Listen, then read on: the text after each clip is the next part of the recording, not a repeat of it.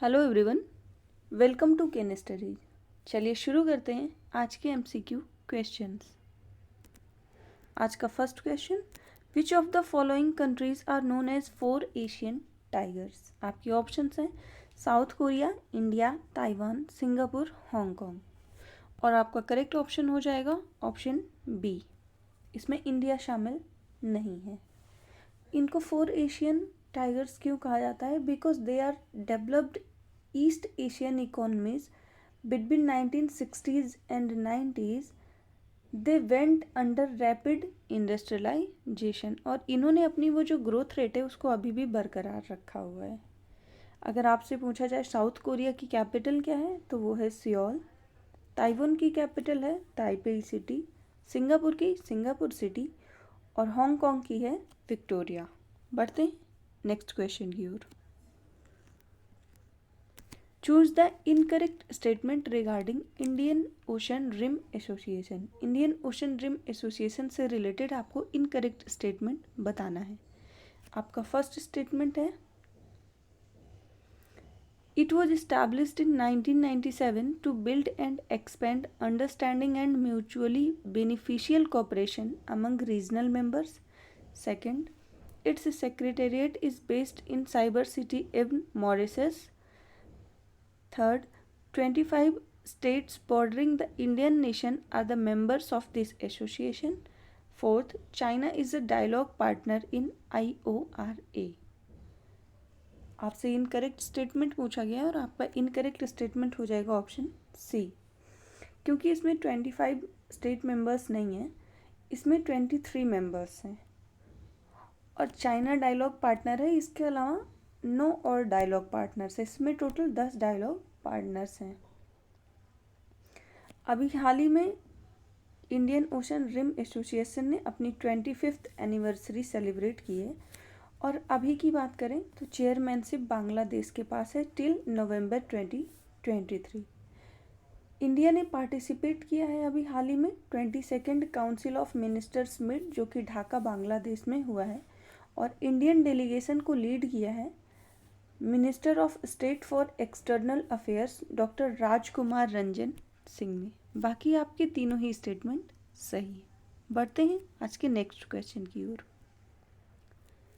In which state और union territory did the Indian army Airavat division conduct exercise संचार बोध। Indian army की Airavat division ने संचार बोध एक्सरसाइज कहाँ कंडक्ट करी है? आपके ऑप्शंस हैं जम्मू कश्मीर, पंजाब, राजस्थान या गुजरात। और आपका करेक्ट स्टेटमेंट हो जाएगा ऑप्शन हो जाएगा ऑप्शन बी, पंजाब में हुआ है ये। पंजाब के ऐसे क्षेत्र जो ज़्यादा बाधाग्रस्त हैं वहाँ पे इसका आयोजन हुआ है। संचार क्षमताओं को मजबूत करने के लिए और प्रतिकूल परिस्थितियों में जीतने के लिए कैसे दृढ़ संकल्प रहना है इसकी पुष्टि की गई है। बढ़ते हैं आज के नेक्स्ट क्वेश्चन की ओर। Which country has for the first time emerged as the top oil supplier to India, replacing Iraq from November 2022? तो ये अभी काफ़ी चर्चा में रहा है। आपके ऑप्शंस हैं रशिया, सऊदी अरब, यूएसए और ओमान। और आपका करेक्ट आंसर हो जाएगा रशिया। अभी रशिया जो है उसने लगभग 22% of India's total crude oil import में पार्टिसिपेशन दिखा रहा है। इराक का है 20.5% और सऊदी अरब का है 16%। बढ़ते हैं आज के नेक्स्ट क्वेश्चन की ओर।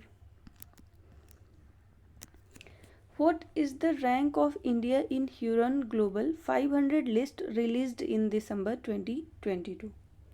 तो इसमें भारत की रैंक आपसे पूछी गई है। आपके ऑप्शंस हैं 3, 5, 7 और 11। इसमें करेक्ट हो जाएगा ऑप्शन बी, इंडिया की रैंक 5th है और टॉप 500 की लिस्ट में भारत की 20 कंपनीज लिस्टेड हैं। Out of 20, 11 are from Mumbai, 4 companies are from Ahmedabad and 1 from Noida, New Delhi, Bengaluru and Kolkata. अगर टॉप 100 की बात करें तो टॉप 100 में भारत की 2 कंपनीज हैं रिलायंस इंडस्ट्रीज जो कि ग्लोबली रैंक है उसकी 34, और सेकंड है टाटा कंसल्टेंसीज जिसकी ग्लोबली रैंक 65 है। अगर टॉप रैंकर्स की बात करें तो यूएसए फर्स्ट प्लेस पे है, second China, third Japan, fourth UK और फिफ्थ पे है India along with Canada. Last year हमारी पोजीशन 9th रही है जो अभी हो गई है 5th। बढ़ते हैं नेक्स्ट क्वेश्चन की ओर। Which of the following organisation releases the E government development index. आपसे पूछा गया है कि ई गवर्नमेंट डेवलपमेंट इंडेक्स कौन जारी करता है। आपके ऑप्शंस हैं World Trade Organization, United Nation, World Bank या नीति आयोग। और आपका करेक्ट आंसर हो जाएगा option B, United Nation. United Nations Department of Economic and Social Affairs जो है वो इस रिपोर्ट को पब्लिश करती है आफ्टर एवरी 2 ईयर। और ये फर्स्ट टाइम कब रिलीज़ की गई थी? 2001 में। इन 2022 इंडिया की रैंक है 105 आउट ऑफ 193 कंट्रीज़। और ये ई गवर्नमेंट डेवलपमेंट इंडेक्स की जो रिपोर्ट है ये इसका 12th एडिशन है। टॉप कंट्रीज़ की बात करें तो उनमें डेनमार्क, फिनलैंड और रिपब्लिक ऑफ कोरिया हैं। बढ़ते हैं आज के नेक्स्ट क्वेश्चन की ओर। Which ministry of government of India is organising Kashi Tamil Sangam for 2022। आपसे पूछा गया है कि कौन सी मिनिस्ट्री ने ऑर्गेनाइज किया है काशी तमिल संगम। आपके ऑप्शंस हैं Ministry of Culture, Ministry of Tourism, Ministry of Education या मिनिस्ट्री ऑफ होम अफेयर्स। और आपका करेक्ट स्टेटमेंट हो जाएगा option C, Ministry of Education ने इसे ऑर्गेनाइज किया है। पीएम मोदी ने इसको इनॉग्रेट किया है और ये संगम कहाँ हो रहा है? वाराणसी, उत्तर प्रदेश में। It is a month long program, and aim of this initiative is to celebrate and reaffirm and discover the age-old link between countries' two most important and ancient sites of learning. One is Kashi and another is Tamil Nadu. इस programme में एक ancient book है जिसका नाम है तिरुकुरल। उसका translation हुआ है 13 लैंग्वेजेस में और उसको भी रिलीज़ करेंगे प्राइम मिनिस्टर मोदी। ये बुक लिखा है तिरुवल्लुवर ने और ये book collection of ethics, political, economical matters की है।